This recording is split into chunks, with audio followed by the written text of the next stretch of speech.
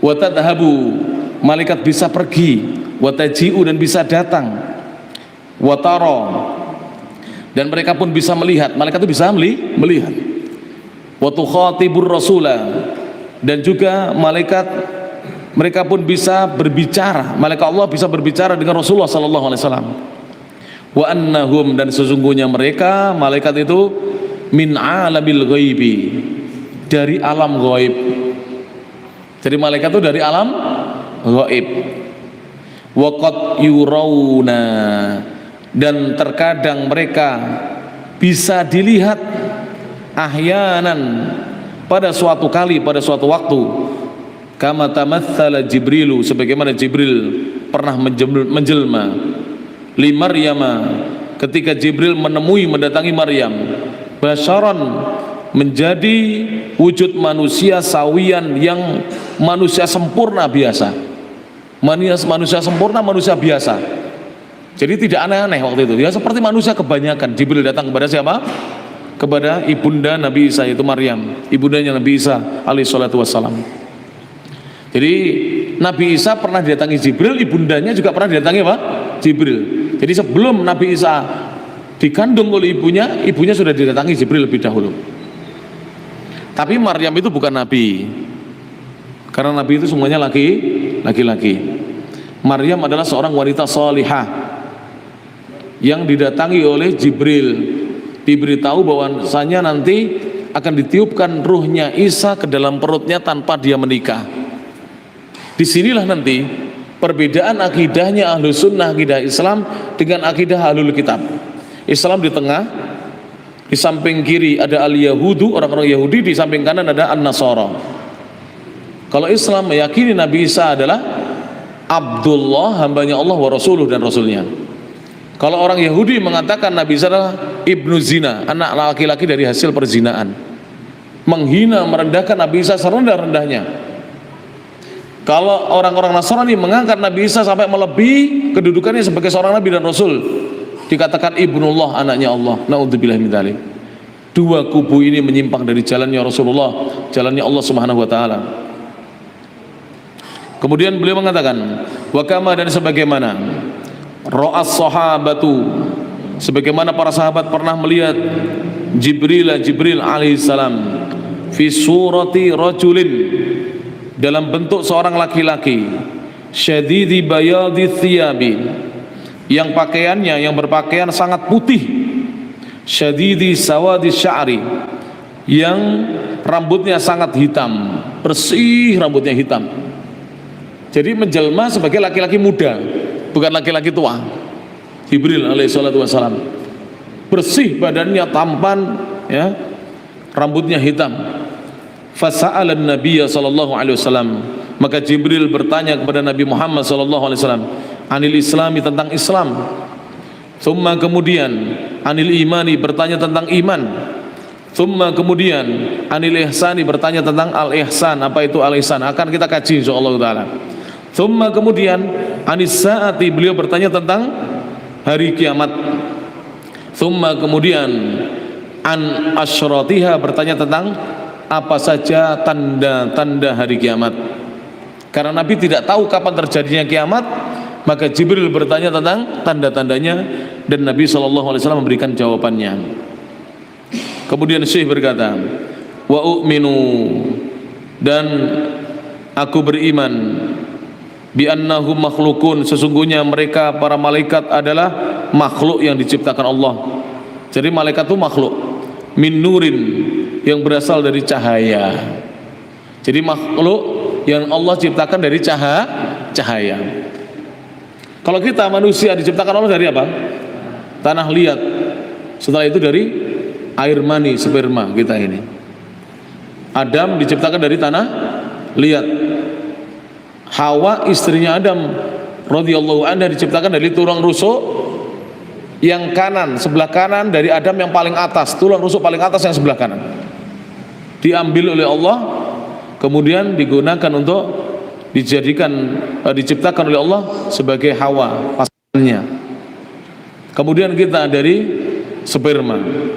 Kama tsabata dzalika, sebagaimana hal itu telah tetap fi sahihi Muslimin, dalam kitab Sahih Muslim, Rasulullah sallallahu alaihi wasallam bersabda, khuliqatil malaikatu min nurin.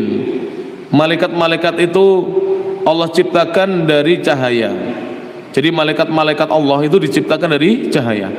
Wa khuliqal jannu, dan jin, bangsa jin diciptakan oleh Allah Subhanahu wa taala min marijin, dari yang menyala-nyala, min nari, dari api yang menyala-nyala. Jadi jin diciptakan oleh Allah dari api yang menyala-nyala. Oleh karena itu para ulama mengatakan sebaik-baiknya jin adalah lebih baik seburuk-buruknya manusia yang muslim ya. Seburuk-buruknya manusia yang muslim lebih baik dibandingkan sebaik-baiknya jin. Jadi mereka tidak bisa mengalahkan apa? Manusia, kebaikannya. Wa khuliqa Adamu, dan Adam diciptakan mimma wusifa lakum, dari apa yang telah disifatkan oleh Allah Subhanahu wa taala, diceritakan, diberitakan oleh Allah lakum, kepada kalian. Yakni yang dimaksudkan adalah yakni min tinin, dari tanah. Jadi Adam diciptakan oleh Allah Subhanahu wa taala dari tanah sebagaimana diceritakan oleh Allah Subhanahu wa taala kepada kita. Kemudian jemaah sekalian rahmati Allah taala, beliau mengatakan, kata beliau, dan hadisnya bisa dilihat di footnote-nya. Ada nggak di situ di footnote? Tidak ada. Kalau di kitab saya bisa ditambahkan oleh jemaah. Di bawah ada. Oh iya, ada, sudah ada. Diriwayatkan oleh Muslim dalam kitab Az-Zuhud war Raqaiq nomor 2996. Sudah ada ya footnote-nya. Jadi sudah, silakan nanti dibaca footnote-nya. Jadi ada dalam Sahih Muslim. Kemudian Syekh berkata, wa u'minu, dan saya beriman, dan aku beriman, bisyarafihim, dengan kemuliaannya mereka para malaikat. Bapak-bapak, maghribnya jam berapa ini? 17.41 atau berapa? 17 berapa? 40 berapa? 17.44 ya, insya Allah bener ya, 44 ya? Ya, berarti panitia bapak-bapak kita berhenti pukul berapa? 17.30 ya? 30 atau 34? 10 menit cukup untuk persiapan atau kurang? Cukup nggih, insya Allah nggih. Masya Allah, biar nanti dapatnya banyak ilmunya, mumpung Ramadan ini, pahalanya juga banyak, ilmunya juga banyak. Taib wa fadlihim, dan beriman dengan keutamaan yang dimiliki oleh para malaikat, wa makanatihim, dan juga kedudukan para malaikat indallahi ta'ala, di sisi Allah yang maha tinggi. Allah ta'ala berfirman dalam surah At-Tahrim, surat nomor 66 ayat yang ke-6, la ya'sunallaha ma amarahum wa yaf'aluna ma yu'marun. La ya'sunallaha, mereka para malaikat tidak pernah berbuat maksiat kepada Allah, ma amarahum, terhadap apa saja yang Allah perintahkan kepada mereka, wa yaf'aluna, dan mereka selalu mengerjakan ma yu'marun, apa yang diperintahkan. Jadi tidak pernah mereka menolak perintahnya Allah Subhanahu wa taala. Wa u'minu, dan jadi begini ya, malaikat itu lawannya adalah siapa? Setan. Kalau malaikat selalu berbuat baik, tidak pernah berbuat jahat, dan tidak pernah menolak perintah Allah. Kalau setan sebaliknya, selalu berbuat jahat, selalu menolak perintahnya Allah, tidak pernah berbuat baik. Kalau jin dan manusia ini ada yang baik, ada yang tidak. Tapi kalau berdasarkan ayat Al-Quran, jin dan manusia mana yang lebih banyak? Yang tidak baik atau yang baik? Ayat loh, berdasarkan ayat yang mana? Yang tidak baik lebih banyak. Allah berfirman, wa qalilum min ibadiyas syakur, sedikit di antara hamba-hambaku yang banyak bersyukur. Oleh karena itu lihat, jumlah umat Islam saja dengan umat yang tidak muslim lebih banyak mana? Yang tidak muslim. Umat Islam berapa Pak? 1,5 M. Umat non muslim berapa? 4,5 M atau 5,5 M jumlah mereka. Kalau 7 miliar berarti mereka 5,5, lebih banyak. Dan itu memang firman Allah Subhanahu wa taala. Maka di dalam berdakwah, di dalam mengajarkan pengajian Pak, kita tidak mencari jumlah jamaah atau jumlah apa? Hadirin. Kita mencari ilmu. Walaupun yang hadir sedikit, tetap kita mengkaji ilmu. Kemudian beliau berkata, wa u'minu biwadhaifihim, dan aku beriman dengan tugas-tugas mereka. Jadi malaikat itu memiliki tugas-tugas. Wa a'malihim, dan amalan-amalan mereka, pekerjaan-pekerjaan mereka. Wa anna kulla harakatin, dan sesungguhnya semua gerakan fis samawati wal ardi, baik di langit maupun di bumi, fahiya nasyi'atun, maka kesemuanya itu adalah muncul atau berasal anil malaikati, dari malaikat-malaikat Allah, biidnillahi, dengan izinnya Allah, al-kauni, secara kauni, kehendak yang terjadi pada alam semesta itu kauni, al-qadari, yang betul-betul ditakdirkan Allah. Faminhum, maka diantara para malaikat ada yang disebut dengan al-muqassimatu amra. Apa yang dimaksud al-muqassimatu amra? Yaitu malaikat-malaikat yang ditugasi oleh Allah untuk membagi urusan-urusan. Jadi urusan-urusan yang di langit di bumi dibagi oleh malaikat-malaikat al-muqassimatu amra. Wa minhum, di antara mereka ada yang disebut dengan al-mursalatu urfa. Siapakah mereka? Yaitu malaikat-malaikat yang diutus oleh Allah, menjadi utusan-utusan Allah. Kemudian wa minhum, dan di antara mereka, maka di antara mereka ada yang menjadi al-asifatu asfa, malaikat-malaikat yang berjalan dengan kencang, sebagaimana angin yang sangat kencang bertiup. Jadi ada malaikat yang seperti itu, jalannya cepat sekali. Wa minhum, dan di antara mereka ada yang an-nasyiratu nasra, malaikat-malaikat yang ditugasi untuk mengurusi awan-awan yang ada di langit. Mereka akan membawa awan itu kemana saja Allah kehendaki untuk dibawa. Jadi awan itu dibawa oleh malaikat dengan kehendak siapa? Allah.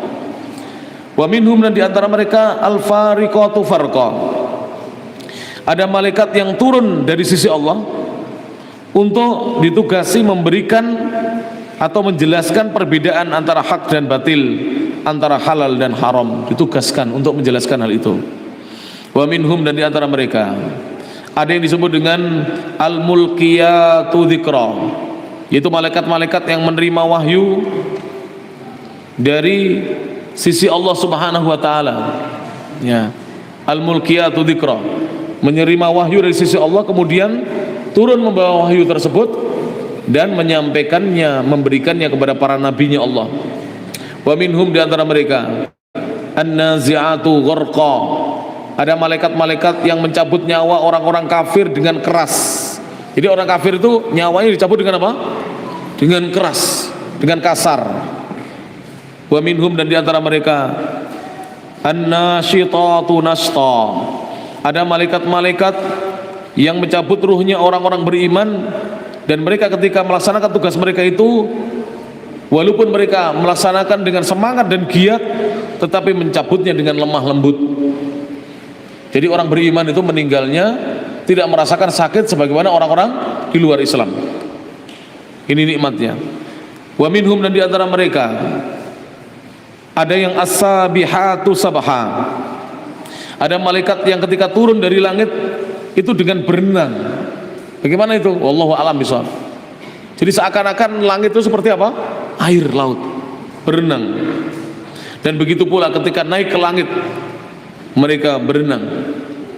Wa minhum, dan di antara mereka as-sabiqatu sabqa, ada malaikat-malaikat yang berlomba-lomba dan bersegera untuk melaksanakan perintah-perintahnya Allah.